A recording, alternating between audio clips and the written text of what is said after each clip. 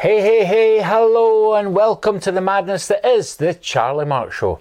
I'm Charlie Marx, and in the event of my death before the show, I would like to leave my slippers to medical science in the hope that one day the scientists of the world will unite together, bringing their superior knowledge and explain why my slippers seem to be both for the one foot.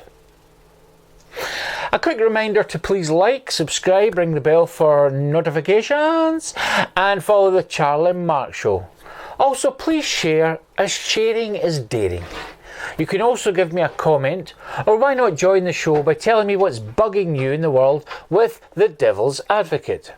I can also be spied upon by you visiting www.charliemarx.co.uk, or you can buy me a coffee, or just post cash, and I'll get my own coffee.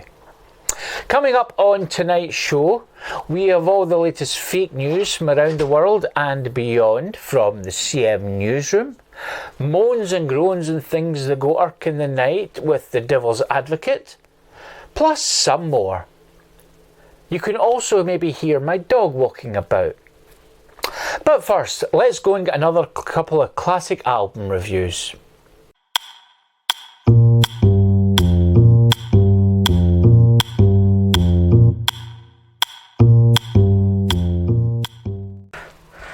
Right, welcome to album review. We've got a couple of good ones for you today. This one here is called by a guy called Vance Beardy. One Day I'm Going to Rule the World. Now, he used to be in a band with Don Trumper, and what happened was they were in a kind of boy band together. They were called The Guys.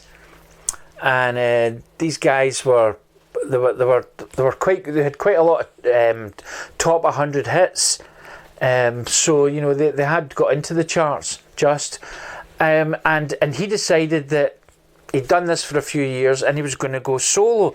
So this is his solo album, Vance Beardy, and he released it. Now it's got a lot of covers on it. So the covers that are on it are Blanket on the Ground, Duvet, Sheet, and Blanket. So yeah, it's an album of covers. To be honest with you, they're not done in a particularly original way. They're it's almost as if he's got a karaoke track and just sung over them. Although the musicians, they do say that he just got a karaoke track and sung over it. Right, I didn't know that. So yeah, if you heard him singing in a karaoke bar, you'd probably want to punch him. And who could blame you? The next album is one. It's 100 fabulous all-time hits for kiddies, and I'm going to hold this up as long as I can. It's lots and lots of different songs in it. Two Little Boys, School's Out, My Guy, Shy Guy, Hi Guy, Okay Guy. So a lot of these songs are done. There's a lot of heavy breathing on the songs, so I don't think it was recorded too well. It was certainly, that's what you could hear in the background of one of the tracks. And there was a lot of promotion done outside school gates. So a lot of these albums that were sold were bought by primary school children. It's apart from the fact that the production in the album isn't great because of the heavy breathing. I can't really give this any more than 4 out of 10, to be honest with you. However, this album is actually going to be one day a collector's items when all of the artists that were involved in it actually die. And a lot of people, do you remember in the 60s, John Lennon said that we're probably bigger than Christ, and he was meaning music-wise and the fact that people noticed the Beatles more, blah, blah, blah. Right, so it was totally taken out of context. Well, people used to buy the Beatles albums and then burn them and stamp on them. Well, a lot of people do that with this album.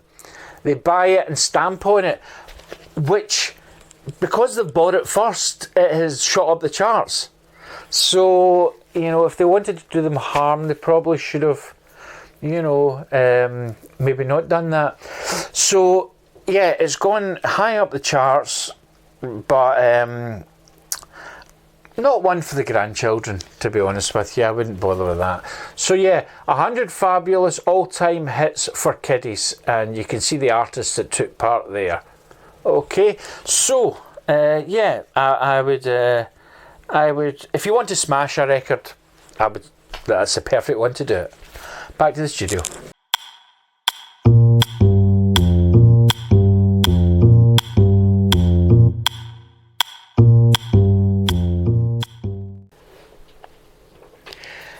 And more album reviews next time. Now, before we move on to the madness, it's time to get all the latest news madness from around the world and beyond with CM News.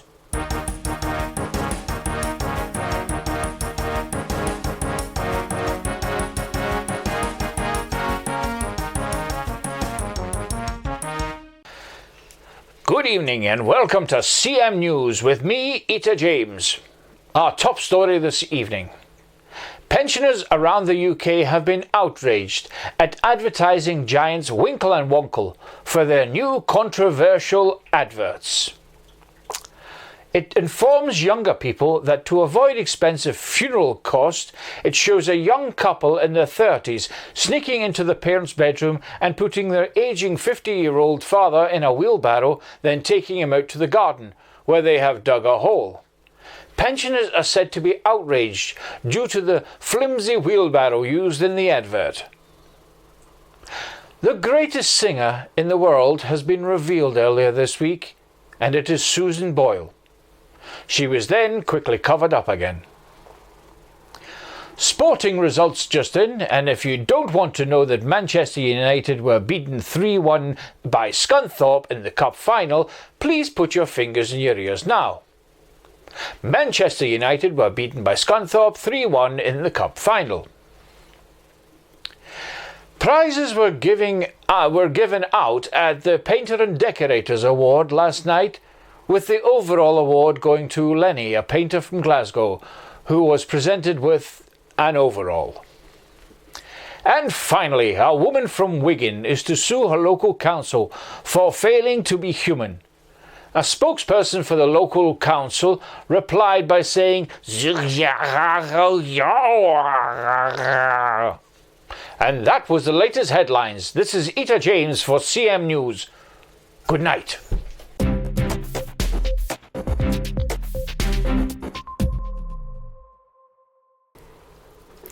Thank you, Etta.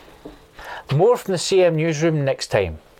Now it's time to go live for a roundup of the weather in Britain with our own weatherman, Liam Neesom.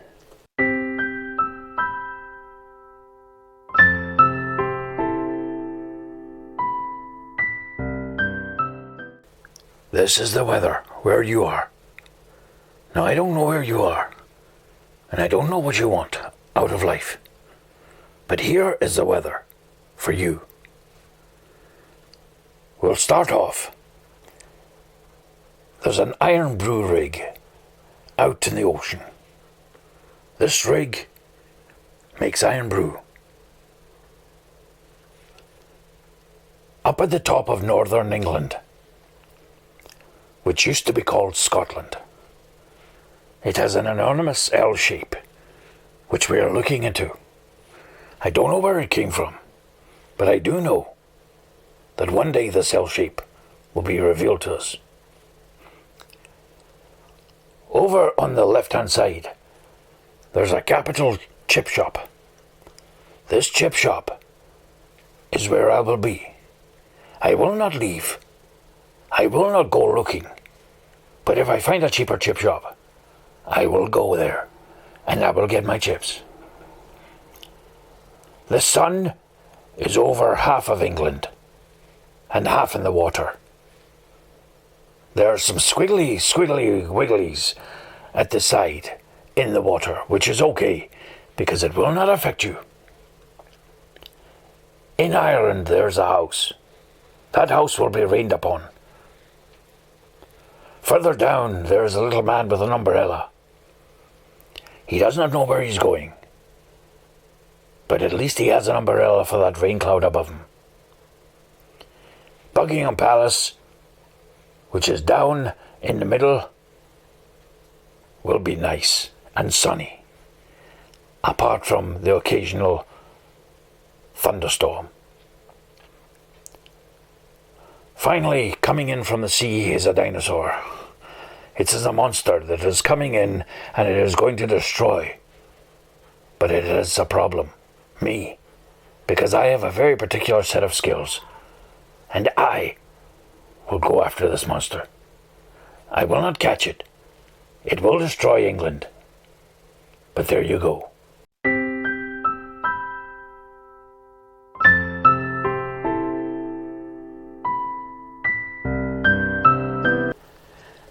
And let's hope you wrap up for that.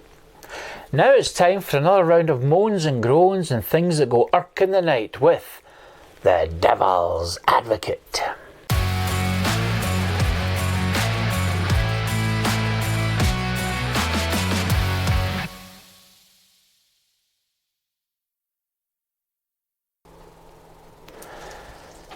Is there a need for stuff? We all have stuff. Some have more than others, and the more stuff that's made, the more stuff we get. And then the more stuff we get, the bigger the place we need to store it.